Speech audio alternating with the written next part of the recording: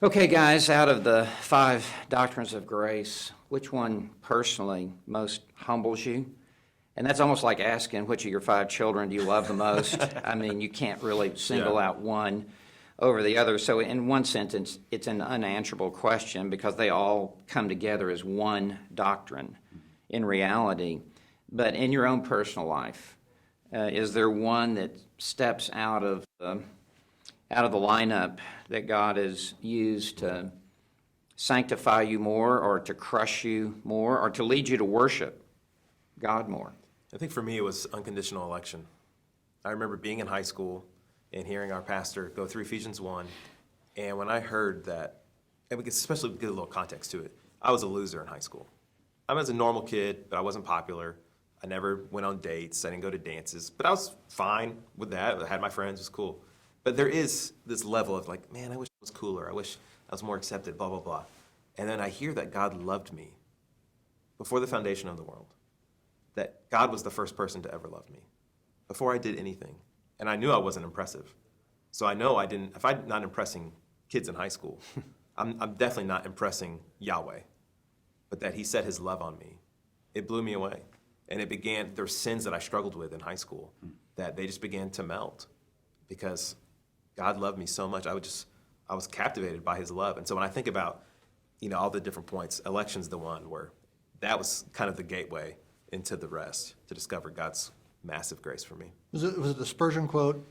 I know God surely would have elected me before I was born because he wouldn't have done it after, Right. or something. Yeah, I'm paraphrasing, that's it, but that's the pretty idea. much, yeah. That's good. What about you? Which point screams out to you? It's a fight. Right. Well, this, no, that.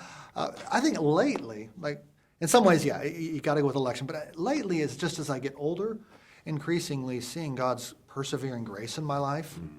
I think as you age as a Christian, there's just that automatic, ordinary temptation to rely on yourself. It just kind of keeps coming back. I got to get better. I got to work harder. I got to do more. And if I can combine it with total depravity, there's a sense in which, as I age, my understanding of total depravity just increases, And so realizing it's God's persevering grace, which is going to bring me to the end, not my strength as such. So I think aging has been teaching me perseverance, just how critical that is for sustaining me in the faith. Yeah. Yeah, and I think total depravity, too. So I'd do election 1 and total depravity 2nd, not because of, look at how bad we are, but because of what it shows me, how I need a total dependency on Christ. Yeah. How would you answer the question? Yeah. Initially, election. I remember when I went to seminary, I was very Arminian. And when I was confronted with this truth, it devastated me. And by that, I mean it was shock and awe. And it became the most extraordinary pride crusher because I thought I was doing God some wild favor by going into the ministry. Like God got me as kind of like a first-round draft pick type of thing. And when I saw this, that God no doubt reached to the bottom of the barrel to choose me, it absolutely put me in my proper place. As I grow as a Christian, and just hearing you guys talk about as we grow in the grace of Christ, without question, definite atonement, particular redemption. I cannot come to the Lord's table the same again. And I cannot preach the cross the same again. And I think it's rightly in the middle of the 5, almost like standing tallest on, as if it were Mount Calvary, that everything is intersecting there at definite atonement, but that Christ would have not died for just an anonymous group of people, but with definiteness of purpose with me in mind. That just is like a tsunami that just washes over me, and I can't get over it.